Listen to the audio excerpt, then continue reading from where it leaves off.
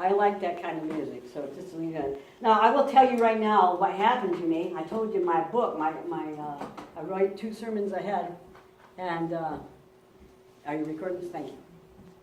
And will tell you my Bible got gone, and I will tell you probably Bunker got it, and he's going to give it to me then. I will say he's putting some Holy Spirit on it, so I'll say it that way. But I want to say about secret agents. What are secret agents? Well, we know in the movies a secret agent, somebody's a spy, and they go around and they listen to things and they gather information. Is that correct? Would you say that was a fair assessment? Okay. All right, well, what do you think your angels are? What do you think your angels do to you? They come down when you ask them, and they come down and say, hey, there's Sam over there. What's he thinking? I'm going to watch him for a little while. Don't you think they're a secret agent? Because he's talking to Sam, he's getting information about Sam.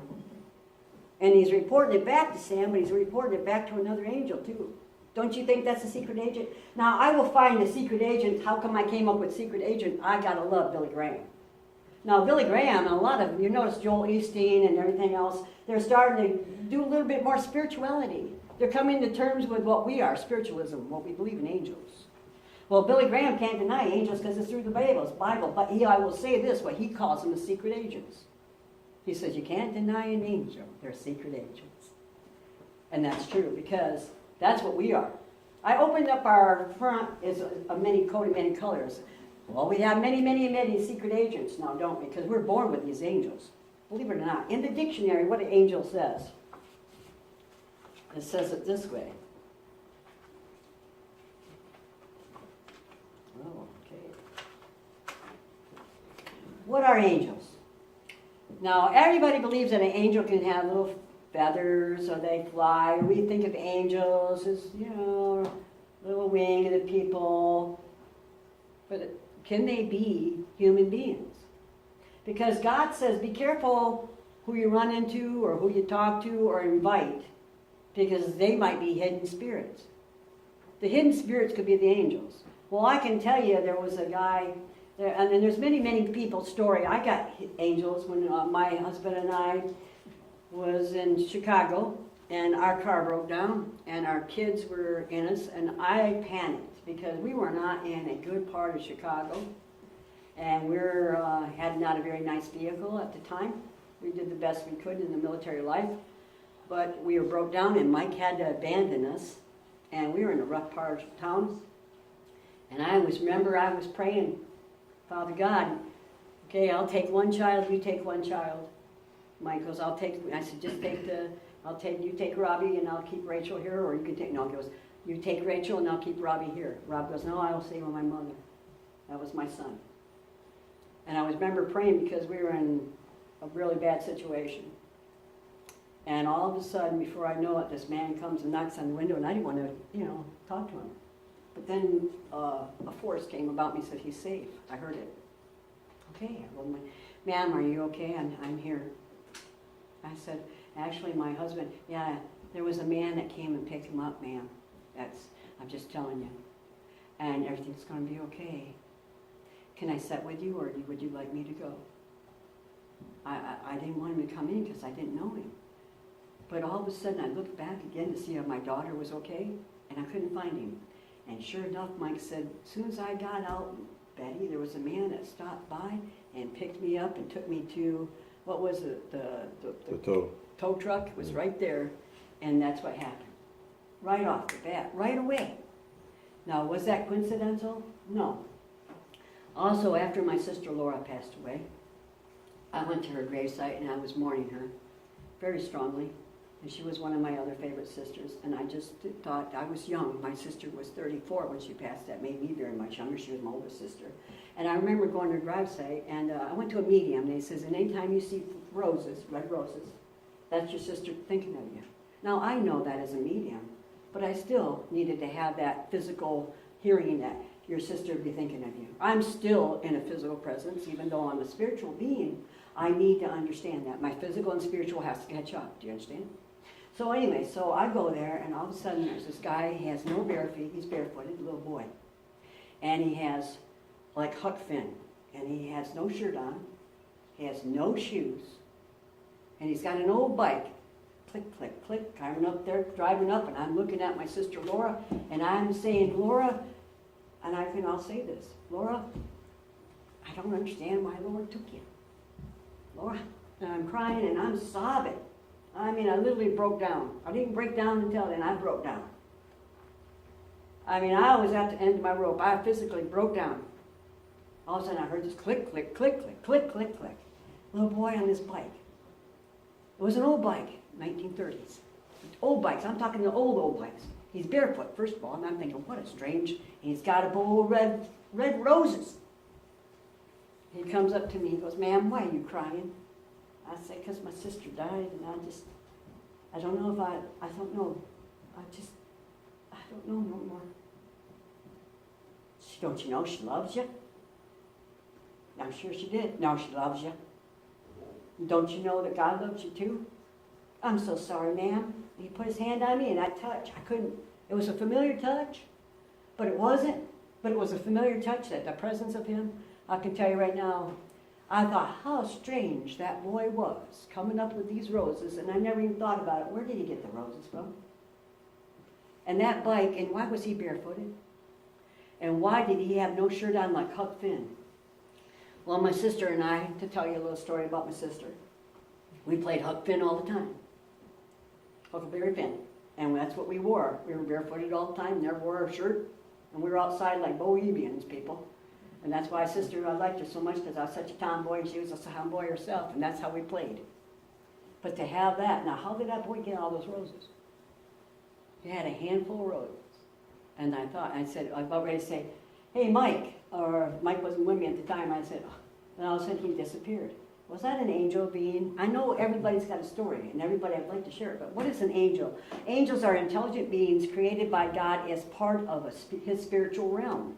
The word angel means messenger, and they were created to serve and glorify their Creator. The Bible refers to them as ministering spirits, heavenly host, and holy ones in Hebrew 1:14, Psalms 103:21, and Jude 1, chapter 1:14. Now, do really angels exist? We can all have stories, and I believe they do. How many people believe that angels exist? Because we know it in the Bible, it's to be true, but also the Bible constantly tells us that we should, and I shared some of these things with you. What else can we learn about angels? Are angels, how are they portrayed in the Bible? Well, we know that they can be messengers, and we know that even in angels' birth, Jesus' time frame, they can be, they were at his birth. But also, we're learning that angels don't have to come just in wings. What else are they coming in the physical form, right? In the Bible, sometimes heavenly visitors appeared in human form, sometimes the superhuman splendors, like Archangel Michael. He did battle with Satan in the morning, and when there was casting down Satan from heavens. Also, Archangel Michael's, a lot of people work with him spiritually on this physical realm. We call Archangel Michael when we're having problems, or we call Archangel Raphael for healing. So there's different forms of healing of the angels as realms of spirit communication, as well as angel forms. Is that correct? God knew that as such. Archangel Michael is one of Jesus' angels. And he sits where? Besides the two other archangels, Seraphim, and I can't remember the other angels, but Archangel's the one that did battle for Jesus, right? So you know how important that is, okay? Okay, sometimes they were recognized as supernatural, but other occasions they appear and they're run-of-the-mill strangers. Like I said, could that angel be that little boy without that shirt and that looked like Huckleberry Finn on that old bike and that was barefoot? And why do you think that angel appeared maybe like that way to me? He did not want me to forget. He made himself so weary that I had to question it. Because he wanted me to understand what I had there. It was a gift from God and my sister. I want you to remember this. I'm coming to you like this with no feet, no sandals, no shoes, nothing. I don't know about you, but riding a bike sometimes hard with bare feet. I tried it when I was a kid, and I had to have my shoes on all the time. Okay? And I thought how odd that was. And then to have one spender off, so it wouldn't be even. How eerie. No shirt. How eerie. Was short-haired, just like he was 1930s. And then where did he get those roses? Do you see now? He says, Betty, I'm going to come to you this form as a gift because you're crying and your sister heard you from heaven. And guess what and what did I tell that medium? That medium that gave me the accurate message, it says you will get flowers, roses, when your sister will come to you and will give you roses. That will tell you that she loves you. Now at that grave, who was I crying to? My sister. That boy came with roses? Now, can you see that already adding up now? How coincidental? You can't. It's starting to get a picture of it was supposed to happen. Right? Exactly right. Laura didn't die. She's still in heaven. And she still has the ability to send that angel to me and says, hey, angel. Or could it be my angel? I've been trying to comfort you, Betty. And I can't because you're sobbing. And you're not listening to me right now. I need help. Spirits, I'm calling all angels. Help me out. Whoop, whoop, whoop. Laura's angel come down and said, I know we need to have her. She's so distraught right now. We need to pick her up. This is a life-changing moment for her because that's what made me believe in spiritualism. I had a calling. I've never talked about my calling. I never believed. I mean, yes, I was brought up in spiritualism, but I really didn't have the faith of spiritualism. I said, yeah, good, Grandma. Yeah, I know. Yeah, okay, Grandma. That day, I really firmly believed. That was a calling. Wouldn't you say that would be a calling? That was a wake-up. I do exist. I'm not just here. I exist, and I'm going to prove that. You know what? That girl right there is crying. She's about ready to give up. And I know it. And I can't reach her. Laura, I need your help. Laura from heaven says, okay, your angel and my angel get together and get him down there. And God says, you know what? She's supposed to be a reverend. She don't know it yet. She's going to do something stupid. Because that's what I was thinking. I couldn't carry on. I'm not ashamed to admit that. Everybody goes through stuff. I was devastated when my sister died. That was one of my other favorite ones. And I didn't understand it. I was going through so many tribulations of what I was going through even in my own physical life. I didn't have a very good life. Didn't have a very good life at all. But I am now. But I had to make it. So I sat there and said, okay, so what do you think that God did? He had to okay that angel to come. He had to say it was divinely ordained and get her off her knees so she can understand how important she is, because I got a mission in front of that girl. And she can't check out right now. I got plans for that girl. Go save her. So was that an angel as a guardian angel, or was that an angel? That was a guardian angel. And they wanted me to let you know how big a gift that God gave you. Because God allowed that angel to come in a physical form to rescue you. And that's what he did.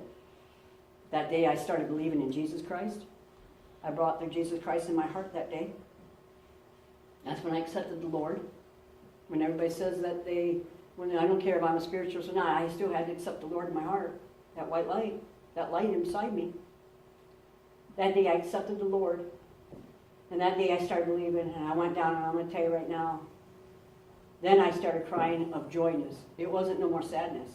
It was joyness that I got to see what my grandma was talking about all these years. I got to witness it because my twin sister always believed in angels, and I never did.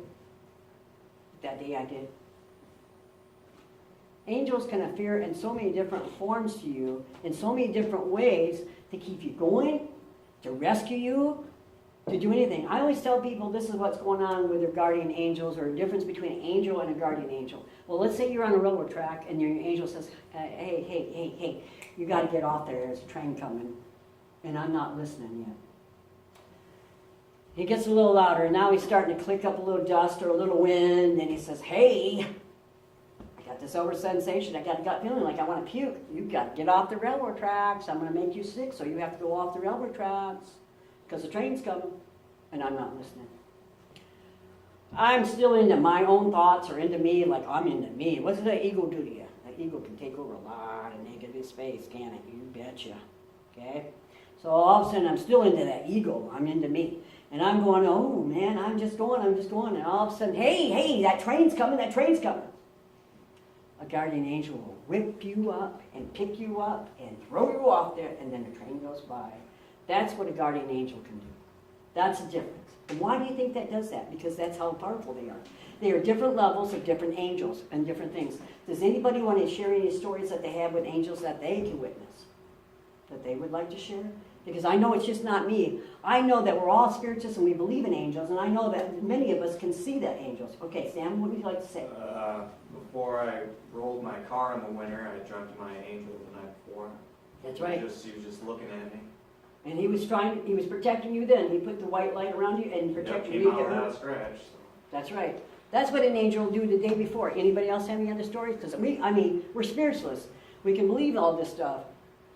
And that's true. Or maybe if you're not, maybe you're new and you've had experience that you just didn't understand. That could be an angel. Here, Doc.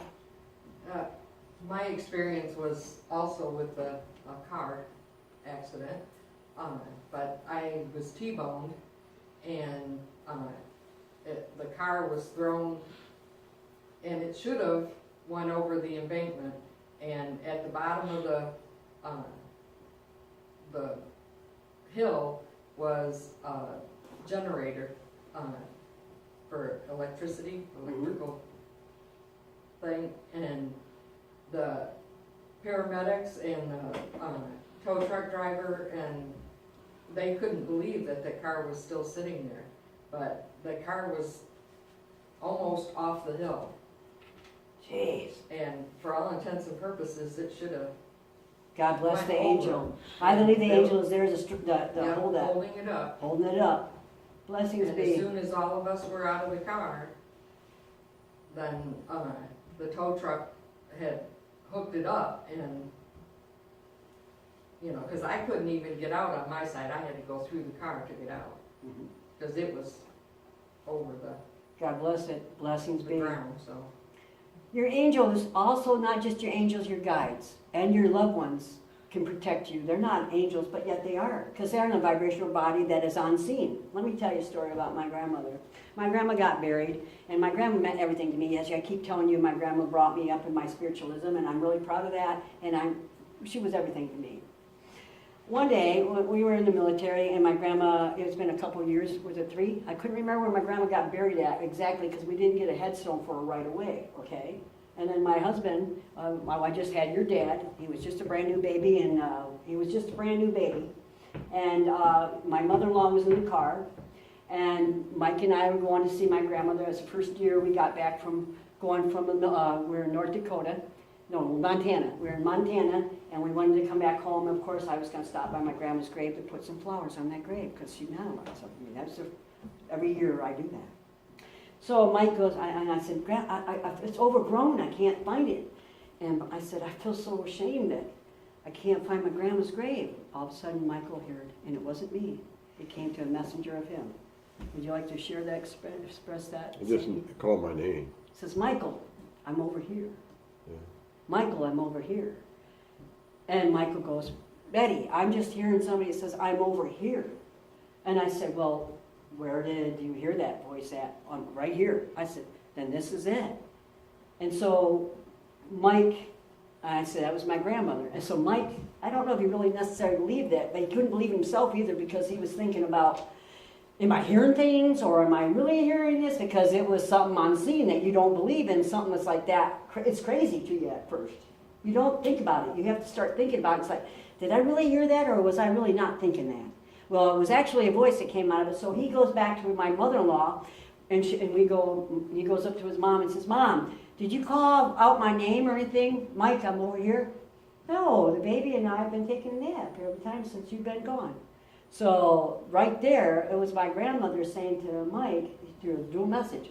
And she didn't go to me, because I already believed kind of, about spiritualism, but that one there. And his vibration was, I'm over here. Because he was guiding me and had my hand, And he was guiding me to my mother's grave, my grandmother's. So angels, not only just angels, but spiritual loved ones can be in different forms and come to you. Secret agents. That's all they are. Seen and unseen. What are they? What do they do? They listen to you and they help you out. Now I know everybody will have an encounter. If you do, please share it because it's a wonderful thing. But that's our part of our healing, and that was our part of our sermon for today. And I hope that your secret agents will always be with you. And may you listen to them.